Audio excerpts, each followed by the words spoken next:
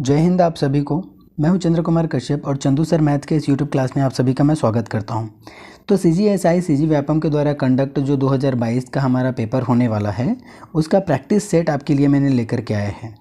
ये जो practice set है हमारा सिलेबस के अनुसार पूरी तरह से डिज़ाइन किया गया है। पूरा का पूरा सिलेबस का हर एक पॉइंट को ध्यान में रखते हुए ये बनाया गया है। करेंट अफेयर से लेकर के आपका इंग्लिश, हिंदी, कंप्यूटर सारी चीज़ों से रिलेटेड यहाँ पर क्वेश्चन आपको देखने को मिलने वाले हैं।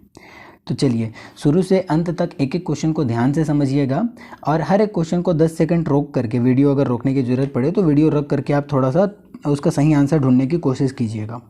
अब बाकी सही आंसर तो हम यहाँ पे देखते चलेंगे। लास्ट में आप थोड़ा मिला लीजिएगा कि कितने क्वेश्चन आपके लगभग सही हो रहे हैं। इस तरह से आप अपनी तैयारी को थोड़ा सा चेक कर सकते हैं कि कितना प्रिपरेशन आपका हो चुका है और अब कितने पानी में हैं। चलिए तो क्वेश्चन देखते हैं। अच्छा, लास्ट में आप इसका ना आंसर कमेंट भी कर दीजिएगा कि कितने क्वेश्चन आपके सही हो रहे हैं, कितना आप अटेम्प्ट किए और कितने क्वेश्चन आपसे नहीं बन रहे हैं। ठीक है, तो इस तरह से आप कमेंट करते चलिएगा। चलो देखते हैं फिर पहला क्वेश्चन। पहला क्वेश्चन है हमारा कि 1905 में कांग्रेस के बनारस अधिवेशन की अध्यक्षता किसने की थी। तो 1905 का जो कांग्रेस का बनारस अधिवेशन था उसमें गोपाल कृष्ण गोखले ने अध्यक्षता की थी। तो बी ऑप्शन सही हो जाएगा इसका। अगला क्वेश्चन है कि मोतीलाल नेहरू और CR दास द्वारा 1923 में एक पार्टी का गठन किया गया था, उस पार्टी का नाम क्या था। तो स्वराज पार्टी उस पार्टी का नाम था। तीसरा है बाल गंगाधर तिलक को किसने अशांति का जनक कहा था। तो चिरोल साहब ने कहा था, वेलेंटाइन चिरोल ने। चौथा क्वेश्चन है कि 1857 के संग्राम को प्रथम स्वतंत्रता संग्राम का नाम किसने दिया था। बहुत ही इंपॉर्टेंट क्वेश्चन है। इससे रिलेटेड ना कुछ और भी पॉइंट हैं, जैसे अलग अलग लोगों ने ना 1857 की क्रांति या 1857 का जो संग्राम था उसे अपने अपने हिसाब से उन्होंने कुछ बोला था। जैसे प्रथम स्वतंत्रता संग्राम की अगर हम बात करें तो किसने कहा था, तो ये बोला था वीडी सावरकर ने प्रथम स्वतंत्रता संग्राम बोला था। बाकी ये जो हमारा RC मजूमदार है, इन्होंने क्या कहा था 1857 की क्रांति को, कि तथाकथित प्रथम स्वतंत्रता संग्राम न तो प्रथम था, न तो राष्ट्रीय था और न ही स्वतंत्रता संग्राम था, इन्होंने ये बोला था। तो इसके शब्दों को भी आपको ध्यान में रखना है। बाकी इस क्वेश्चन का सही आंसर हो जाएगा हमारा option number C, V D Savarkar. Question number 5 देखिए, वह प्रथम सुल्तान कौन था जिसने डाक व्यवस्था आरंभ की थी। डाक व्यवस्था आरंभ करने वाला पहला सुल्तान गयासुद्दीन तुगलक था। अगला क्वेश्चन, किस गुप्त शासक ने महाराजाधिराज की उपाधि धारण की थी। तो महाराजाधिराज की उपाधि धारण करने वाले शासक थे चंद्रगुप्त प्रथम। अगला क्वेश्चन देखेंगे।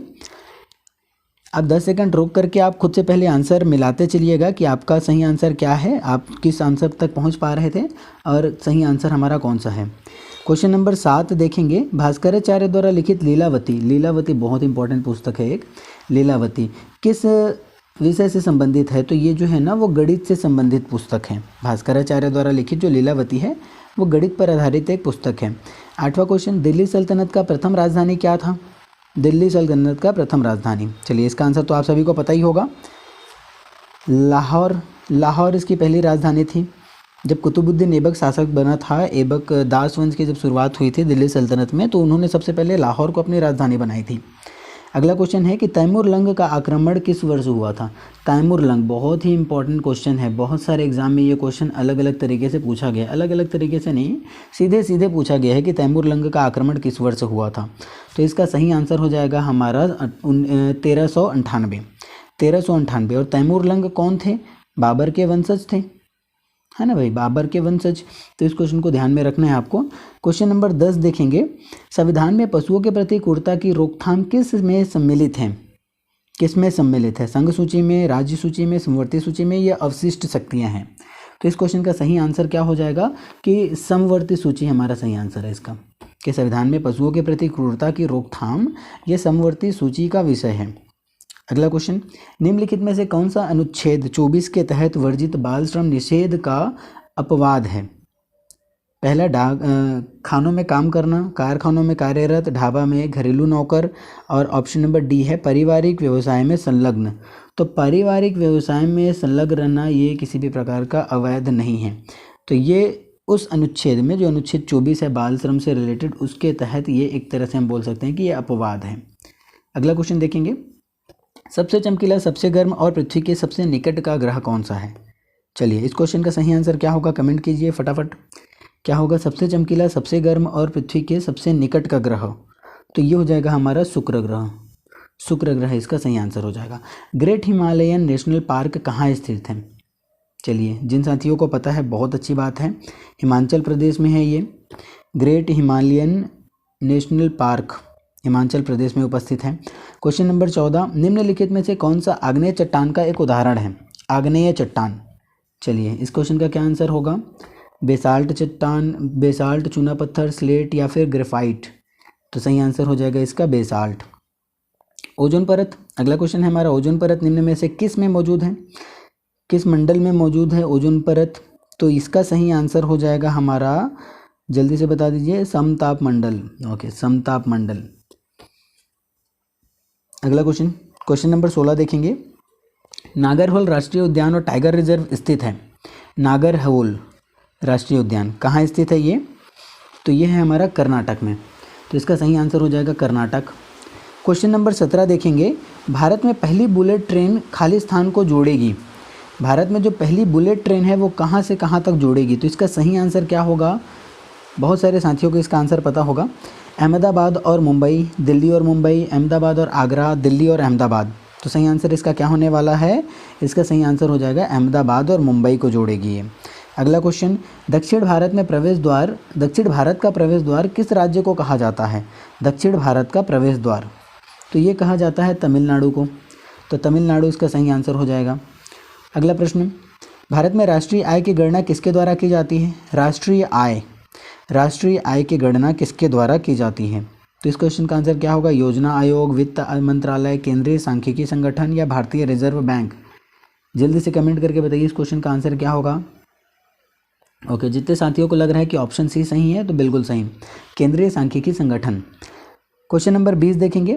निम्नलिखित में से कौन भारत के सभी एटीएम को जोड़ता है? जितने भी एटीएम हैं उन सबको जोड़ने का काम किसके द्वारा किया जाता है? तो भारतीय बैंक संघ का काम है, या राष्ट्रीय प्रतिभूति निरीक्षागार लिमिटेड का है, national payment corporation of India का है, या फिर भारतीय रिजर्व बैंक का है? तो इस क्वेश्चन का आंसर क्या हो जाएगा? National payment corporation of India, ये इसका सही आंसर हो जाएगा। अगला प्रश्न, क्वेश्चन नंबर 21 देखेंगे। कौन सा पंचवर्षीय योजना हैरोल्ड डोमर मॉडल पर आधारित है?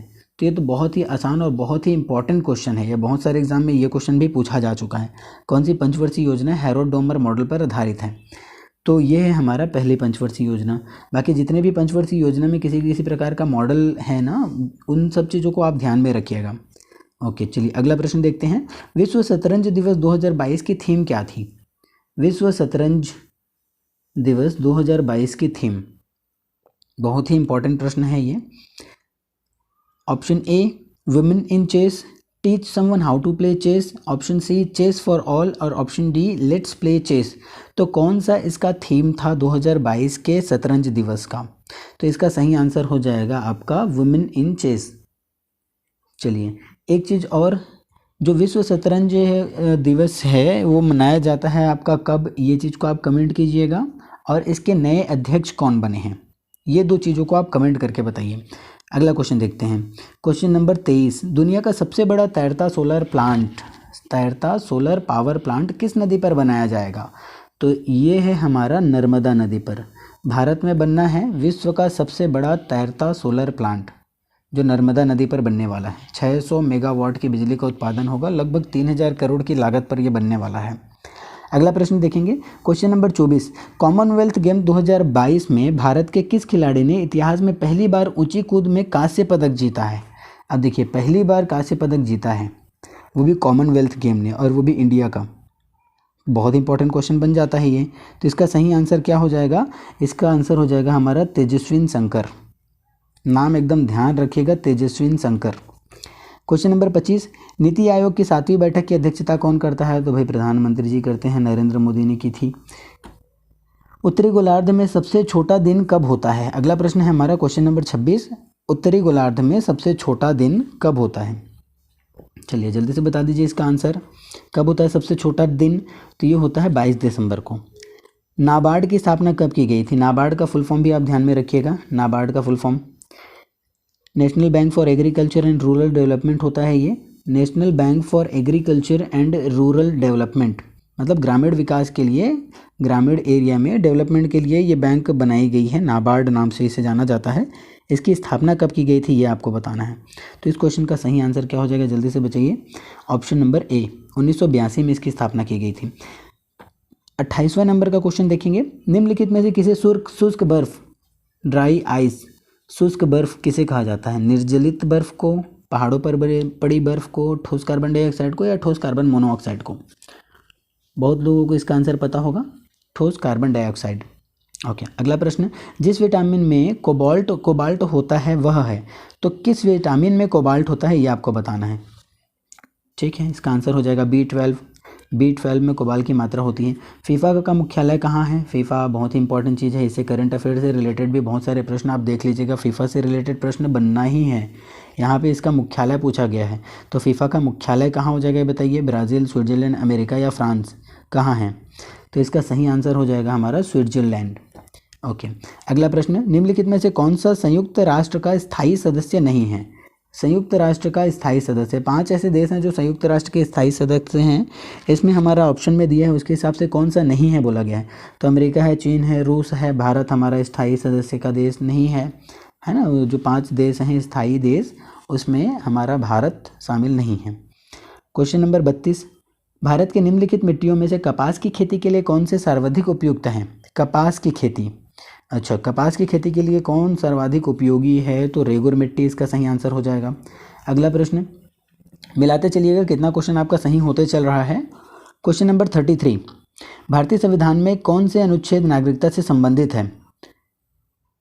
अनुच्छेद कौन सा, कहाँ से कहाँ तक का क्वेश्चन में ऐसा दिया गया है कि वो नागरिकता से संबंधित है? तो इस क्वेश्चन का सही आंसर हो जाएगा अनुच्छेद 5 से 11। अनुच्छेद 5 से जो 11 है वो आपका नागरिकता से संबंधित है। क्वेश्चन नंबर 34, संविधान के किस संशोधन द्वारा मतदान की आयु 21 वर्ष से घटाकर 18 वर्ष की गई थी? चलिए, संविधान संशोधन से रिलेटेड है, एक क्वेश्चन तो बनना ही है मान के चलिए, तो सारे संविधान संशोधन से रिलेटेड चीज़ें आप बहुत ध्यान से पढ़ लीजिएगा। फिलहाल इस क्वेश्चन का जो आंसर है वो हो जाएगा 61वां संविधान संशोधन। ओके, अगला प्रश्न, असहयोग आंदोलन की शुरुआत किस तिथि को की गई थी? असहयोग आंदोलन, असहयोग आंदोलन, चलिए इसका आंसर क्या हो जाएगा सही भाई बताइए। तो ये हो जाएगा हमारा 1 अगस्त 1920, इस तिथि को असहयोग आंदोलन की शुरुआत की गई थी। क्वेश्चन नंबर 36, इस राज्य में सविनय अवज्ञा आंदोलन के दौरान निम्नलिखित में से किस स्थान पर टाउन हॉल पर तिरंगा झंडा फहराया गया था? छत्तीसगढ़ का क्वेश्चन है ये, है ना। तो बोला गया कि इस राज्य में सविनय अवज्ञा आंदोलन के दौरान निम्नलिखित में से किस स्थान पर टाउन हॉल पर तिरंगा झंडा फहराया गया था? तो ये तो बहुत सारे साथियों को पता होगा भाई, छत्तीसगढ़ का क्वेश्चन है और बिलासपुर का क्वेश्चन है ये, है ना, मतलब बिलासपुर इसका सही आंसर हो जाएगा। चलिए, निम्नलिखित में से किस वर्ष में गांधी जी ने इस राज्य को प्रथम बार भेंट दी थी? गांधी जी से रिलेटेड छत्तीसगढ़ का प्रश्न, बहुत इंपॉर्टेंट। तो इस क्वेश्चन का सही आंसर क्या हो जाएगा हमारा 1920। निम्नलिखित में से किस नाम से बस्तर में 1876 का विद्रोह जाना जाता है? तो 1876 के विद्रोह को किस नाम से जाना जाता है, ये हमारा क्वेश्चन है। तो इसका आंसर हो जाएगा हमारा मुरिया विद्रोह, मुरिया विद्रोह। चलिए, अगला प्रश्न, क्वेश्चन नंबर 39 देखेंगे, असहयोग आंदोलन के दौरान इसमें से कर्मवीर पत्रिका के कौन से संपादक गिरफ्तार हुए थे? कर्मवीर पत्रिका के संपादक थे हमारे माखनलाल चतुर्वेदी जी। तो माखनलाल चतुर्वेदी कर्मवीर पत्रिका के संपादक थे, जो कि असहयोग आंदोलन के दौरान गिरफ्तार हुए थे। क्वेश्चन नंबर 40, मराठा शासन के अंतर्गत छत्तीसगढ़ में सूबा व्यवस्था के अधीन प्रथम सूबेदार निम्नलिखित में से कौन था? अच्छा, तो मराठा शासन के अंतर्गत अगर देखा जाए तो ये थे हमारे महिपत राव, महिपत राव, ये सही आंसर हो जाएगा। क्वेश्चन नंबर 41, मैकल पर्वत श्रेणी का ढाल किस ओर है? ये क्वेश्चन भी पूछा जा चुका है किसी न किसी एग्जाम में, पीएससी के एग्जाम में पूछा गया था, मैकल पर्वत श्रेणी का ढाल किस ओर है? आईटीआई प्रिंसिपल के एग्जाम में पूछा गया था 2016 में ये। चलिए, इस क्वेश्चन का आंसर बताइए। क्या हो जाएगा भाई, पूर्व से पश्चिम की ओर है या पश्चिम से पूर्व की ओर है, उत्तर से दक्षिण की ओर, दक्षिण से उत्तर की ओर? तो छत्तीसगढ़ में मैकल पर्वत श्रेणी बहुत ज़्यादा भाग में फैला हुआ है, राजनांदगांव के इलाके में, राजनांदगांव, धमतरी, कवर्धा इस इलाके में पूरी तरह से फैला हुआ है ना। तो इसका ढाल अगर देखा जाए तो किस ओर है? तो सही आंसर हो जाएगा इसका पश्चिम से पूर्व की ओर, पश्चिम से पूर्व की ओर इसका ढाल फैला हुआ है। चलिए, अगला प्रश्न देखते हैं, रामायण काल में छत्तीसगढ़ को निम्नलिखित में से किस नाम से जाना जाता था? अच्छा, तो छत्तीसगढ़ का डिफरेंट टाइम पे अलग अलग नामों से इसको जाना जाता था। तो रामायण काल का पूछा गया, तो रामायण काल में इसको किस नाम से जानते थे भाई? दक्षिण कौशल, दंडकारण्य, छत्तीसगढ़ या गोंडवाना। बहुत से साथियों को इसका आंसर पता होगा, जल्दी से कमेंट कीजिए इसका आंसर। क्वेश्चन नंबर 42 का आंसर क्या होगा? तो इसका सही आंसर हो जाएगा दक्षिण कौशल। दक्षिण कौशल, ऑप्शन नंबर ए इसका सही आंसर है। छत्तीसगढ़ शब्द का प्रयोग सर्वप्रथम किसने किया था? बड़ा ही मस्त क्वेश्चन है भाई। छत्तीसगढ़ शब्द का प्रयोग सर्वप्रथम किसने किया था? कवि गोपाल मिश्र ने, या बाबू रेवराम ने, दलराम राव ने, या जेटी ब्लेंट ने? किसने किया था सबसे पहले छत्तीसगढ़ नाम का प्रयोग? तो ये इसका सही आंसर हो जाएगा दलराम राव। अगला प्रश्न, कोरकू जनजाति में स्त्री पुनर्विवाह को कहा जाता है? कोरकू जनजाति में क्या कहा जाता है भाई? इसको भगोरिया विवाह कहा जाता है, या राजी विवाह, या ढुकू विवाह कहा जाता है, या पाटो विवाह कहा जाता है? तो इसका सही आंसर हो जाएगा पाटो विवाह। ऑप्शन नंबर डी, पाटो विवाह इसका सही आंसर हो जाएगा। छत्तीसगढ़ में अगला क्वेश्चन देखेंगे। छत्तीसगढ़ में विशेष पिछड़ी जनजातियों की संख्या कितनी है? विशेष पिछड़ी जनजाति, तो इसकी संख्या है 5 है इसकी संख्या है विशेष पिछड़ी जनजाति की। ओके, कौन कौन सी जनजाति है कमेंट कर दीजिएगा। क्वेश्चन नंबर 46 देखेंगे। उराव जनजाति में धूमकुरिया का अभिप्राय क्या है? धूमकुरिया का अभिप्राय क्या है उराव जनजाति में? देवस्थल, मुखिया का घर, युवागृह, या पगडंडी? तो इसका सही आंसर क्या हो जाएगा? ये हो जाएगा युवागृह। धूमकुरिया को क्या बोलते हैं? युवागृह बोला जाता है। ओके, रायगढ़ घराना का तात्पर्य किससे है? रायगढ़ घराना बहुत इंपॉर्टेंट क्वेश्चन, बहुत सारे एग्जाम में पूछा जा चुका है ये रायगढ़ घराना। तो इसका सही आंसर हो जाएगा कथक नृत्य। कथकली और कथक में कंफ्यूज मत होइएगा, कथकली अलग चीज़ है और कथक अलग चीज़ है। अच्छा, ये कहाँ का शास्त्रीय नृत्य है? कहाँ का शास्त्रीय नृत्य है कथक? तो कथक उत्तर प्रदेश का है। इसका एक ट्रिक था, भरतनाट्यम गान करना पुड़ी आदि कथक उत्तर। एक दो बार रिपीट करके देखिएगा, भरतनाट्यम गान करना पुड़ी आदि कथक उत्तर। तो भरतनाट्यम जो है वो तमिलनाडु का है, कुचिपुड़ी आंध्र प्रदेश का है, कथक उत्तर प्रदेश का है, पुड़ी आदि कथक उत्तर है ना, कुचिपुड़ी आंध्र प्रदेश का। तो इस तरह से ये ट्रिक बहुत ज़्यादा हेल्पफुल रहता है, भरतनाट्यम गान करना पुड़ी आदि कथक उत्तर। ठीक है, एक बार सुन लीजिएगा फिर से और ध्यान रखिएगा इसको। क्वेश्चन नंबर 48, सरगुजा संभाग की जनजाति कर्मा त्यौहार कब मनाते हैं? तो सरगुजा संभाग की जो जनजाति है वो कर्मा त्यौहार मनाती है आपके भादो माह में कर्मा त्यौहार मनाती है। क्वेश्चन नंबर 49 देखेंगे। इस राज्य के श्रृंगी ऋषि मेला किस स्थान पर लगता है? श्रृंगी ऋषि मेला तो सिहावा पर्वत पर लगता है। बहुत सारे साथियों को इसका आंसर पता होगा। रामायण सार संग्रह पुस्तक के रचनाकार कौन हैं?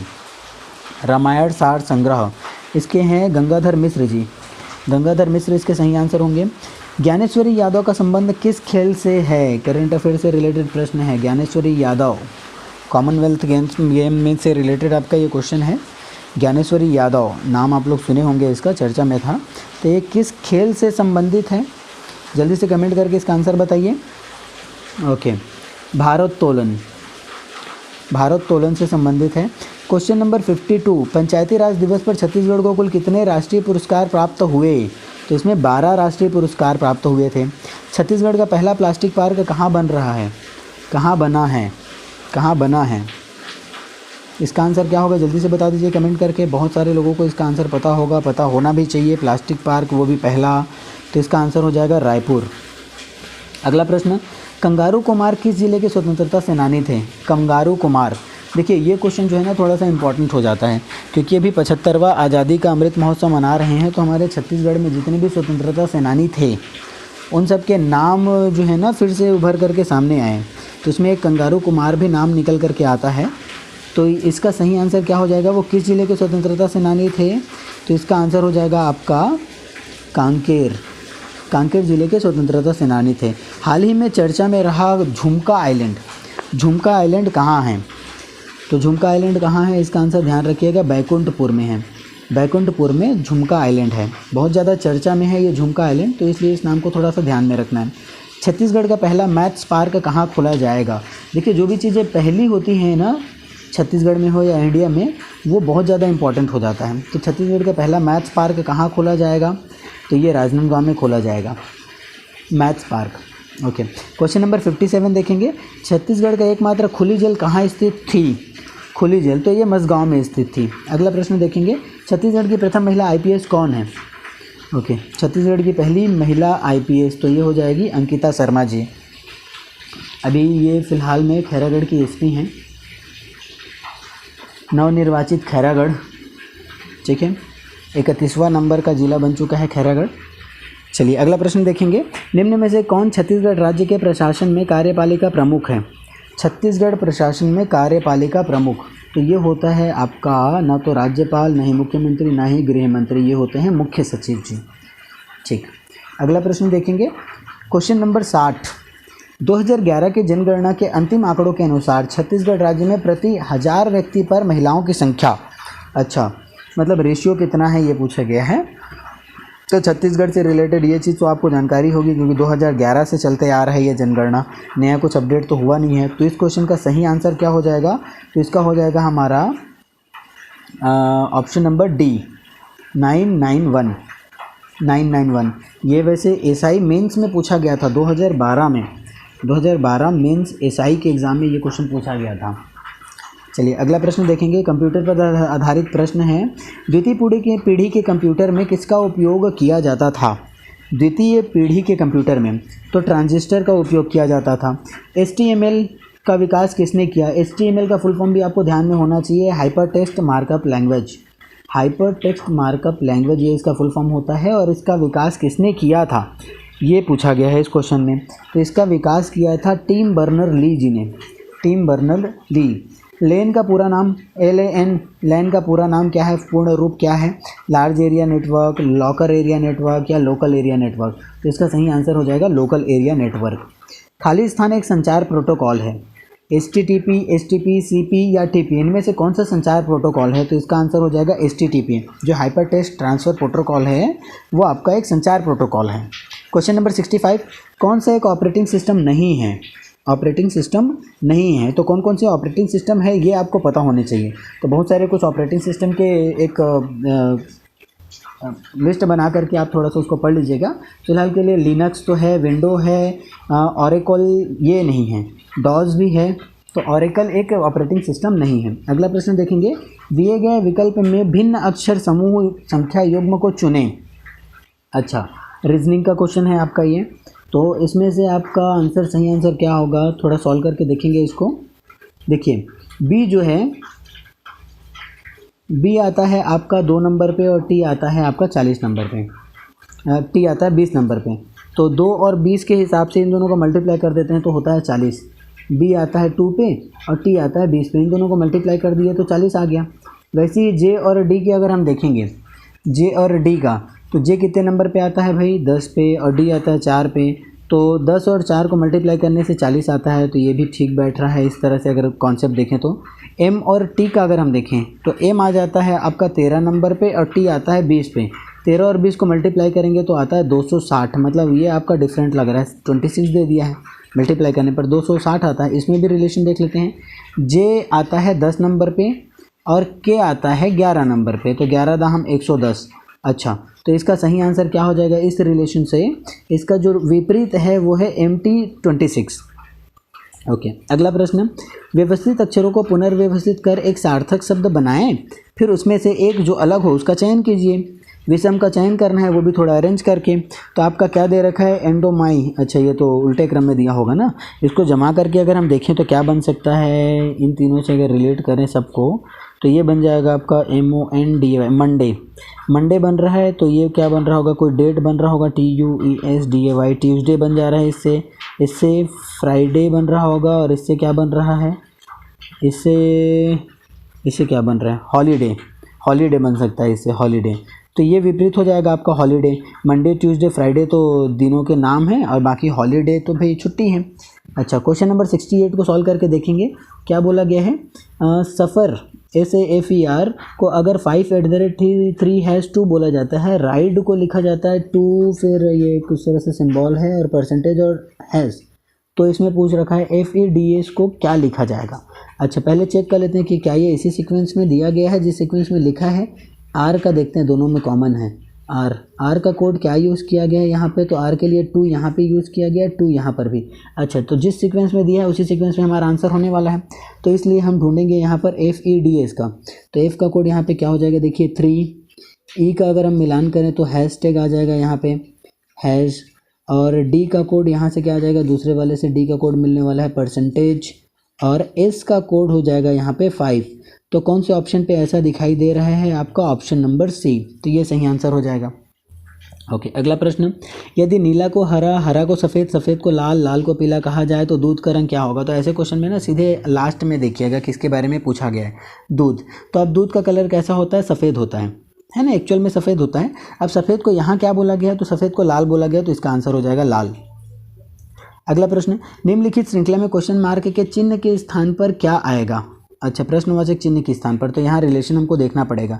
77 फिर 49 फिर 36, 77 11 गुणा 7, ऐसा कुछ कर सकते हैं क्या, 11 11 इंटू 7 अगर हम देखें तो 11 7 77 होता है। फिर ये क्या बन रहा है, ये तो 7 गुणा 7 बन गया, फिर 6 गुणा 6 बन रहा है, वर्ग ऐसा करके तो कुछ नहीं सोच सकते, 11 तो किसी का वर्ग नहीं है। अच्छा, ऐसे देखेंगे, इसमें क्या है, देखो 77 है, तो 7 और 7 दो अंक हैं यहाँ पे, उन दोनों को गुणा कर देते तो आ जाता है 49, 7 इंटू 7 49।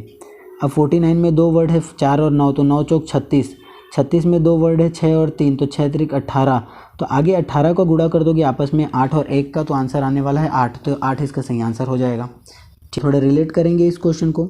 इसमें क्या बोला गया है कि 4 शब्दों में 3 शब्द किसी प्रकार से एक समान हैं, अतः उनका एक समूह बनता है। वह कौन सा है जो इस समूह में नहीं आता, कौन सा है जो इस समूह में नहीं आता। आपको दे रखा है तनुकरण, वितरण, विसरण और विपथन। तो तनुकरण का मतलब होता है मिश्रण, एक प्रकार का मिश्रण ही है तनुकरण, और वितरण, विसरण, विपथन तीनों में ना चीज़ें फैलते हैं सभी में। तो इसमें जो अलग है वो हो जाएगा आपका तनुकरण, तनुकरण इसका आंसर हो जाएगा। भिन्न का पता लगाना था। अगला प्रश्न है कि सभी उपयोगकर्ता फ़ायदा है। अच्छा, सभी उपयोगकर्ता जो है ना वो फ़ायदा है, तो सभी उपयोगकर्ताओं को हमने लिख दिया फ़ायदा। कोई भी फ़ायदा लाभ नहीं है, तो फ़ायदा का लाभ से कोई रिलेशन नहीं है, तो लाभ यहाँ पर बन गया। कुछ लाभ प्राप्तियाँ हैं, कुछ लाभ जो हैं वो प्राप्तियाँ हैं, तो प्राप्तियाँ का ऐसा बन गया। अब हमारा निष्कर्ष क्या बोल रखा है कि सभी प्राप्तियों के फ़ायदा होने की एक संभावना है, सभी प्राप्तियों के फ़ायदा होने की संभावना नहीं है भाई। दूसरा, कोई भी लाभ उपयोग करता नहीं है, कोई भी लाभ उपयोग करता नहीं है। हाँ बिल्कुल, ये सही बात है, कोई भी लाभ जो है उपयोग करता नहीं है। ठीक है, तो इसका सही आंसर हो जाएगा कि निष्कर्ष 2 अनुसरण करता है, केवल निष्कर्ष 2 अनुसरण करता है। बाकी चीज़ें मैंने लिखी नहीं है यहाँ पर, आप समझ जाइएगा कि निष्कर्ष 2 बस अनुसरण कर रहा है, तो हम बोलेंगे कि केवल निष्कर्ष 2 अनुसरण करता है। क्वेश्चन नंबर 73, रमेश को कुछ आम मिले, उनमें पके हुए आमों की संख्या कच्चे आमों से 3 गुनी थी। यदि उसे कुल 68 आम मिले तो उनमें से कितने कच्चे थे। अच्छा, क्वेश्चन में क्या बोला गया है, देखिए थोड़ा ध्यान से समझते हैं इसको। रमेश को कुछ आम मिले जिनमें पके हुए आमों की संख्या कच्चे आमों की संख्या से 3 गुनी थी, उसे कुल 68 आम मिले। कुछ आम मिले बोला है और ये 68 आम मिले, मतलब कुल कितने आम मिले थे, उसको 68 आम मिले थे, जिसमें कच्चे आमों की संख्या कितनी थी, जिसमें पके हुए आमों की संख्या कच्चे आमों से 3 गुनी थी। अच्छा, तो कच्चे आम को हम x मान लेते हैं और पके आम को 3x मान लेते हैं, है ना, क्योंकि बोला गया है कि पके आम जो हैं वो कच्चे आम से 3 गुने हैं। तो ये टोटल आम हो गए और ये टोटल आमों की संख्या क्वेश्चन में दे रखा है 68 है। मतलब ये हुआ कि 4x का जो मान है वो 68 होगा।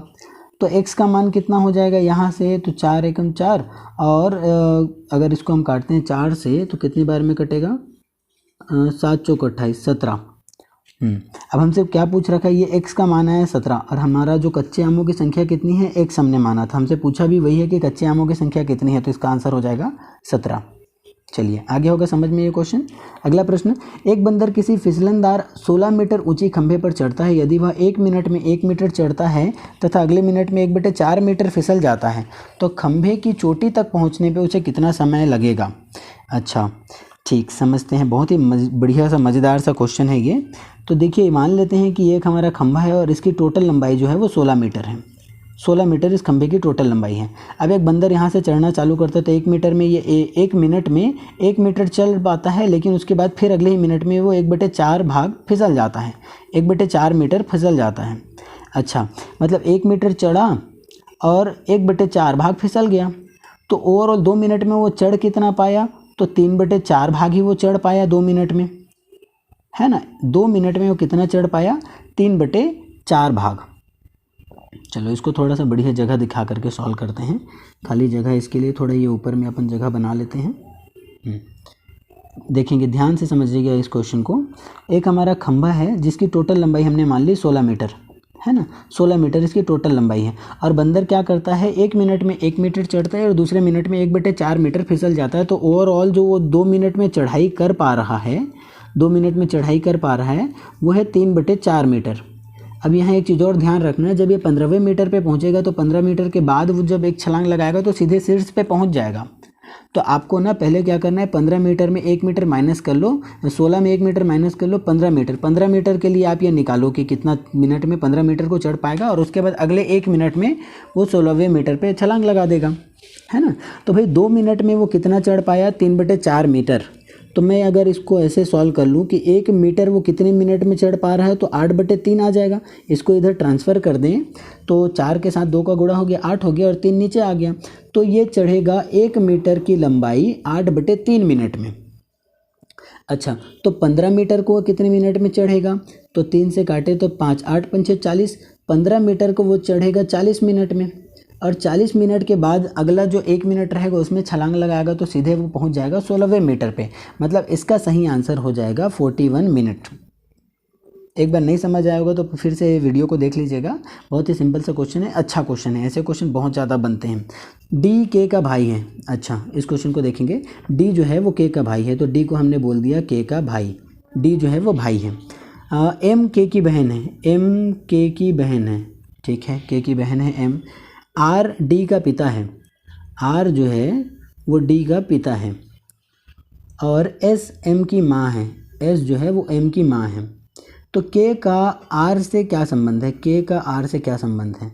देखो ये तीनों तो भाई बहन हो गए, है ना भाई, ये तीनों भाई बहन हो गए। अब इसका हमको नहीं पता कि ये भाई है कि बहन है, तो के आर का कौन होगा, पुत्र भी हो सकता है, पुत्री भी हो सकता है, पुत्र या पुत्री दोनों में से कुछ एक। तो ये आंसर हमारा ऑप्शन नंबर सी सही हो जाएगा, पुत्र या पुत्री, क्योंकि एकदम कंफर्म नहीं है हम ये कि मेल है या फीमेल है। के बारे में हमको नहीं पता है कि मेल है कि फीमेल है, तो इसलिए हम बोलेंगे पुत्र या पुत्री। अगर ये ऑप्शन नहीं रहता ना तो हम बोलते जानकारी अधूरी है ना। अगर ऐसा ऑप्शन नहीं दिखता कि पुत्र या पुत्री है करके, दोनों ऑप्शन नहीं रहता, तो हम बोलते जानकारी अधूरी है। वैसे इस क्वेश्चन का आंसर हो जाएगा पुत्र या पुत्री। अगला प्रश्न, 2/3, 4/7 और 5/8। इसमें आपको बोल रखा है 4/7 और 5/8 में आरोही क्रम में व्यवस्थित करने पर तीसरी संख्या कौन सी होगी। आरोही क्रम में इसको व्यवस्थित करना है, तो आरोही क्रम में व्यवस्थित करने के लिए पहले आप ये देख लीजिए कि भाई कौन सा छोटा है कौन सा बड़ा है। क्योंकि आरोही क्रम क्या होता है, बढ़ते क्रम को हम बोलते हैं, बढ़ते क्रम मतलब छोटे से बड़ा। तो 0 पॉइंट में इसको कन्वर्ट कर लेते हैं। एक मेथड है आपका एलसीएम मेथड से भी हम सॉल्व कर सकते हैं। 2/3 का मान हो जाएगा 0.66, और 4/7 को जब आप सॉल्व करोगे तो 0.571 आएगा, और 5/8 को जब हल करोगे तो 0.625 आएगा। तो इसके हिसाब से सबसे छोटा कौन सा हुआ, देखो सबसे छोटा हो जाएगा आपका, सबसे छोटा हो जाएगा ये वाला 0.571, यानी कि 4/7 सबसे छोटा आएगा, पहले नंबर पे आएगा ये, पहले नंबर पे आरोही क्रम में जब अरेंज करेंगे तो। फिर दूसरे नंबर पे आ जाएगा आपका ये वाला, और तीसरे नंबर पे आएगा ये 2/3 वाला। और हमसे पूछा क्या है, आरोही क्रम में व्यवस्थित करने पर तीसरी संख्या कौन सी होगी, तो सही आंसर इसका हो जाएगा 2/3। चलिए देखेंगे अगला प्रश्न। बोला गया कि 158.5720 का वर्गमूल क्या होगा। तो इस क्वेश्चन को कुछ इस तरह से हम सॉल्व करेंगे कि 158.5720 ये दे रखा है, और इसका पेयर कुछ इस तरह से हम बनाएंगे कि यहाँ पे ऐसे टाइप का पेयर बनता है, लेफ्ट तरफ हम आते हैं, 2-2 का पेयर बनाते बनाते और दशमलव के उस पर आगे तरफ बढ़ते हैं। अब यहाँ देखो एक जो है वो अकेला रह गया है, तो एक का वर्ग जो होता है वो एक से ही आता है, 1 एकम 1, यहाँ से ये कट गया और पेयर में सीधे 58 नीचे उतरेगा, 58 को नीचे लेकर के आएंगे। अब 58 नीचे आएगा और ये दोनों को आपस में जोड़ देंगे तो आ गया 2। अब 2 के साथ यहाँ क्या रखें, जैसे मान लो 2 रखते हैं तो यहाँ 2 रख करके 22 गुणा 2 करना पड़ेगा हमको, 22 गुणा 2, तो 22 गुणा 2 होता है 44। अगर 3 रखते हैं मान लो तो 23 गुणा 3 करना पड़ता, और 23 गुणा 3 तो ज़्यादा हो जाएगा यहाँ पे, 3 तिया 9 और 3 दूनी 6, 69, 58 से ज़्यादा हो गया, इसलिए हमने कितना को लिया, 2 को लिया। अब इसके हिसाब से आप ऑप्शन में देखोगे ना तो एक ही ऑप्शन दिख रहा है जो 12 दशमलव के साथ है। अगर नहीं तो आपको आगे और सॉल्व करना पड़ेगा, नहीं तो फिलहाल इतने से आपका आंसर निकल कर क्या आ जाएगा, 12.59। चलिए अगला प्रश्न देखते हैं। 24 लड़के तथा उनके शिक्षकों की आयु 15 वर्ष है। यदि शिक्षक की आयु हटा दी जाए तो औसत आयु में 1 वर्ष की कमी हो जाती है, तो शिक्षक की आयु क्या होगी। चलिए इसको थोड़ा ट्रिक से देखते हैं कैसे करेंगे। 24 लड़कों और उनके शिक्षक की आयु, मतलब टोटल 25 लोगों के बारे में बात चल रही है। 24 लड़के बोल दिया गया है और उसके शिक्षक, तो 25 लोगों की जो औसत आयु है वो 15 वर्ष है। और अगर शिक्षक की आयु को हटा दिया जाता है तो हो जाएंगे 24 लोग और औसत में कमी आ जाएगी 1 वर्ष की, मतलब औसत हो जाएगा हमारा 14। अब आगे यहाँ पे अंतर देखना है और यहाँ पे अंतर देखना है। अब बस इन दोनों का आपस में इस तरीके से ऐसे मल्टीप्लाई करना है। 25 का गुणा 1 से करेंगे तो ये आ गया 25 और ये 14 का गुणा 1 से करेंगे तो आ गया 14। अब क्योंकि किसी के जाने से औसत में कमी हो रही है तो उसकी आयु अधिक होगी, नॉर्मल औसत से आयु अधिक है, तो इसको प्लस करने से आपका आंसर निकल करके आएगा। तो इन दोनों को प्लस करेंगे तो हमारा 39 आंसर निकल कर आ रहा है। ये हो जाएगा वो शिक्षक की आयु। चलिए अगला प्रश्न देखते हैं। 3/8 को प्रतिशत में बदलें। प्रतिशत में बदलने के लिए बस हमको 100 से मल्टीप्लाई कर देना है। प्रतिशत में अगर बदलना है तो इसको काटेंगे तो 4 से ये 2 बार में कटेगा, 4 से ये 25 बार में, तो 25 दिया 75, 75/2। 75/2 को आगे जब हम हल करेंगे तो कितना निकल करके आ जाएगा भाई, 37.5% ये निकल करके आ जाएगा। तो ये आंसर इसका सही हो जाएगा 37.5। अगला प्रश्न देखेंगे। यदि एक आयत की लंबाई में 20% की वृद्धि तथा चौड़ाई में 30% की वृद्धि की जाए तो, ये थोड़ा प्रिंट मिस्टेक हो गया यहाँ पे, बस तो आयत के क्षेत्रफल में कितने प्रतिशत की वृद्धि होगी। आयत के क्षेत्रफल में कितने प्रतिशत की वृद्धि होगी, तो देखो उसके एक भुजा में 20% का, दूसरे में 30% का, फिर इस तरह से हम पहला गुणा दूसरा बटे 100 करके सॉल्व करते हैं ना, इतने से हमारा आंसर निकल करके आ जाता है। तो 30 और 20 हो गया 50 और 50 के साथ यहाँ से आ जाएगा 6, तो 50 + 6 हो जाएगा 56%। तो ये इसका सही आंसर हो जाएगा। अगला प्रश्न। किसी धनराशि पर किसी वार्षिक ब्याज की दर से साधारण ब्याज मूलधन का 25/16 है। साधारण ब्याज जो है वो मूलधन का, मतलब इंटरेस्ट और प्रिंसिपल का रेशियो आपको दे रखा है 25/16, मतलब ब्याज है 25 और मूलधन है 16। तो हमसे पूछ रखा है यदि दर प्रतिशत तथा वर्षों के में समय की निरूपित करने वाली संख्याएं बराबर हो तो ब्याज की दर कितनी होगी। अब यहाँ अगर हम देखें साधारण ब्याज का कॉन्सेप्ट लगाएं तो ब्याज बराबर होता है मूलधन गुणा दर गुणा समय बटे 100। और यहाँ पे बोल रखा है कि जो ब्याज की संख्या है वो समय को जिस तरह से निरूपित कर रहा है उसके बराबर है, मतलब रेट ऑफ इंटरेस्ट और टाइम दोनों की संख्या बराबर है। आगे हम इसको हल करेंगे तो 4 से ये कटेगा 4 बार में और ये कटेगा 25 बार में, तो ये आ जाएगा 25 का स्क्वायर यानी कि 625/4 बराबर r²। आगे हल करेंगे तो ये निकल के आएगा 25/2। अब 25/2 का मतलब होता है 12 सही 1/2, तो ये आंसर इसका सही हो जाएगा 12 सही 1/2। दो मित्र का घर एक दूसरे से 90 किलोमीटर दूर है। दोनों अपने घर से 20 किलोमीटर प्रति घंटा और 25 किलोमीटर प्रति घंटा की चाल से एक दूसरे से मिलने चलते हैं। दोनों पहले मित्र के घर से कितनी दूरी पर मिलेंगे। मान लेते हैं कि हमारे 2 मित्र हैं और 2 मित्र जो हैं वो स्थान ए से और स्थान बी से इस तरफ एक दूसरे से 90 किलोमीटर की दूरी पर हैं। ये इधर चलना चालू करता है 20 किलोमीटर की गति से और ये इधर चलना चालू करता है 30 किलोमीटर की गति से। तो 1 घंटे में इसके द्वारा तय की गई दूरी कितनी हो जाएगी। अच्छा 25 दे रखा है ना, 25 किलोमीटर। एक जो है वो 20 किलोमीटर की रफ्तार से चल रहा है और दूसरा 25 किलोमीटर की रफ्तार से। तो 1 घंटे में वो दोनों कितना डिस्टेंस ट्रैवल कर लेंगे। तो टोटल इन दोनों के द्वारा 1 घंटे में 45 किलोमीटर की दूरी तय कर ली गई और 90 किलोमीटर को तय करने में ये 2 घंटे का समय लेंगे कुल। भाई 1 घंटे में दोनों मिला जुला करके 45 चल रहे हैं तो दोनों के द्वारा 2 घंटे में 90 किलोमीटर की दूरी तय हो जाएगी, यानी 2 घंटे में वो एक दूसरे से मिल लेंगे। अब 2 घंटे में मिलेंगे, हमसे पूछा क्या है कि दोनों मित्र पहले मित्र के घर से कितनी दूरी पर मिलेंगे। तो पहला मित्र भी 2 घंटे चल रहा है और 1 घंटे में ये 20 किलोमीटर चलता है, तो इसलिए आंसर हो जाएगा 40 किलोमीटर। पहले मित्र के घर से 40 किलोमीटर की दूरी पर ये मिल लेंगे। अगला प्रश्न। एक शहर की जनसंख्या पहले वर्ष में 30% बढ़ी और अगले वर्ष में 15% कम हो गई। यदि वर्तमान में जनसंख्या 11,050 है तो 2 वर्ष पहले की जनसंख्या कितनी रही होगी। मान लेते हैं 2 वर्ष पहले x रहा होगा, फिर उसमें पहले वर्ष में 30% की वृद्धि हो गई तो वो 130% हुआ। दूसरे वर्ष में 15% की कमी आ गई तो वो 85% हो गया, जिससे ओवरऑल इसकी जो जनसंख्या है वो कितनी निकल करके आ रही है। तो ओवरऑल जनसंख्या हो जा रही है 11,050 हो जा रही है। इसको आगे जब हम हल करेंगे तो x बराबर निकल करके आ जाएगा 11,050 के साथ मल्टीप्लाई होगा 100 × 100 का और नीचे आ जाएगा 130 × 85। इतने को आप आगे हल करोगे ना तो 85 गुणा 13 करोगे तो वो आ जाएगा 1105, यानी कि बचेगा ओवरऑल आपके पास 10 गुणा 100 गुणा 10, मतलब एक के साथ 5 जीरो, एक के साथ 5 जीरो मतलब 10,000। तो जनसंख्या पहले रही होगी 10,000, ये इसका सही आंसर हो जाएगा, 2 साल पहले की जनसंख्या। एक परिवार की आय और व्यय का अनुपात 10:3 है, यदि उस परिवार का व्यय 10,050 हो तो बचत कितनी है।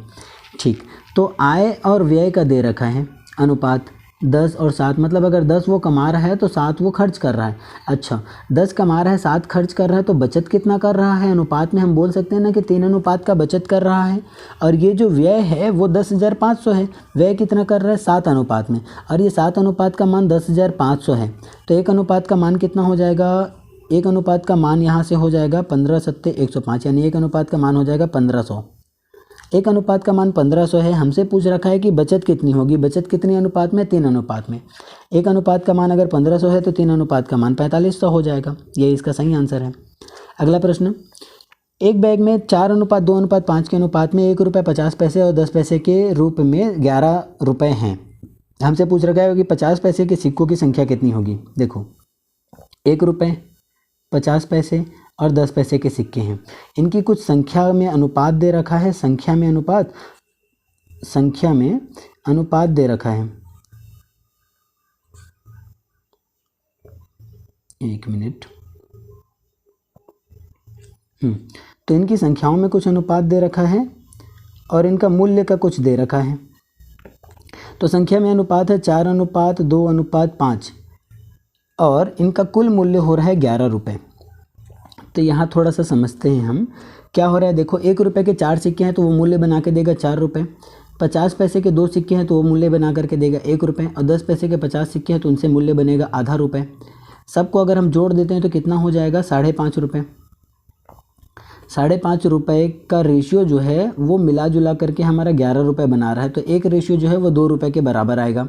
एक रेशियो जो है वो 2 रुपये के बराबर आ रहा है। हमसे 50 पैसे के सिक्कों की संख्या पूछ रखी है जो कि 2 अनुपात में है, तो 2 अनुपात का मान यहाँ से निकल जाएगा 4। चलिए अगला प्रश्न देखते हैं।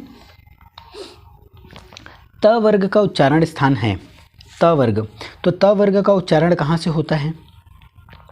जो हमारे 5 तरह के वर्ग होते हैं ना, विभिन्न प्रकार के, तो उनमें से त वर्ग का उच्चारण किसमें से होगा, तो इसका सही आंसर हो जाएगा आपका दंत।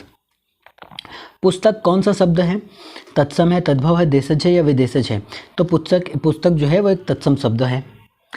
क्वेश्चन नंबर 88, फूल कौन सा संज्ञा है, फूल क्या है, एक जाति है, तो फूल जातिवाचक संज्ञा हो जाएगा।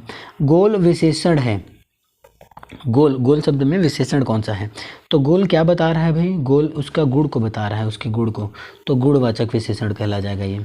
अगला प्रश्न, नाक कौन सा लिंग है, नाक, तो नाक कौन सा लिंग है, तो ये है हमारा स्त्रीलिंग, नाक एक स्त्रीलिंग शब्द है। नवयुवक कौन सा समास है, नवयुवक में कौन सा समास है, तो वह है कर्मधारय है। इच्छा का पर्यायवाची शब्द नहीं है, इच्छा का पर्यायवाची शब्द नहीं है, तो इसका आंसर यातना हो जाएगा। यातना जो है वो इच्छा का पर्यायवाची शब्द नहीं है और बाकी सभी हैं। सूर्य का स्त्रीलिंग रूप क्या होगा, तो सूर्यानी, सूर्या, सूरा या सूर्या, तो इसका सही आंसर हो जाएगा सूर्या। सूर्य का स्त्रीलिंग रूप जो है वो सूर्या है। सदैव में प्रयुक्त संधि का नाम क्या है, सदैव में कौन सी संधि है, स्वर संधि है, व्यंजन संधि है, विसर्ग है या दीर्घ है, तो इसमें हो जाएगा हमारा स्वर संधि। सही आंसर हो जाएगा इस क्वेश्चन का स्वर संधि, सदैव में। अगला क्वेश्चन, तुम अपने काम को सफल करो कौन सा वाक्य है, इच्छावाचक है या विधिवाचक है, आज्ञावाचक है या संकेतवाचक है। तुम अपने काम को सफल करो, तो ये किस पर डिपेंड कर रहा है, उसकी इच्छा पर डिपेंड कर रहा है भाई, तो इच्छावाचक हो जाएगा ये। तुम अपने काम को सफल करो, इच्छावाचक हो जाएगा ये। अगला प्रश्न देखेंगे, क्वेश्चन नंबर 96, अंग्रेजी का प्रश्न है ये। इसमें बोला गया है कि सी वॉज वेरी एग्जॉस्टेड, फिर खाली स्थान है, सी डिडंट स्टॉप राइटिंग, क्या आएगा इसमें, तो इसका सही आंसर हो जाएगा बट, ऑल थ्रू, ऑल दो, अनलेस या बिकॉज। तो इसको अगर अब हम डाल के देखें तो कंजक्शन कौन सा सही बैठेगा, but. She was very exhausted but she didn't stop writing. अगला प्रश्न, I am going to work harder, खाली स्थान, आई कैन बी प्रमोटेड। अच्छा, I am going to work harder so that I can be promoted, ये hard work क्यों कर रहा है, ताकि इसको प्रमोट किया जा सके, तो सो दैट इसका आंसर सही हो जाएगा। We will be meeting Khalistan Friday, तो इसका आंसर क्या हो जाएगा, 98 क्वेश्चन का answer we will be meeting on Friday. On Friday बोलेंगे, फ्रॉम नहीं बोलेंगे, टू नहीं बोलेंगे, आफ्टर भी नहीं बोलेंगे, after Friday, we will be meeting on Friday. Question number 99, the gender of the noun mobile is, mobile में कौन सा जेंडर है, तो इसमें है आपका masculine gender, feminine gender, neutral gender या कॉमन जेंडर, तो न्यूट्रल जेंडर इसका सही आंसर होगा। क्वेश्चन नंबर 100 नंबर का question, can you come from after during to some time, तो इसका सही आंसर हो जाएगा can you come after some time. तो ये हो गए हमारे पूरे मैथ्स के नहीं, पूरे के पूरे हमारे सिलेबस के लिए 100 क्वेश्चन जो कि पूरा सिलेबस पर आधारित था। तो ये तो आपका पहला प्रैक्टिस सेट हो गया। अगला प्रैक्टिस सेट मैं जल्दी आपके लिए लेकर के आऊँगा और उसमें हम पूरा एक्स्ट्रा फैक्ट के साथ डिस्कस करेंगे।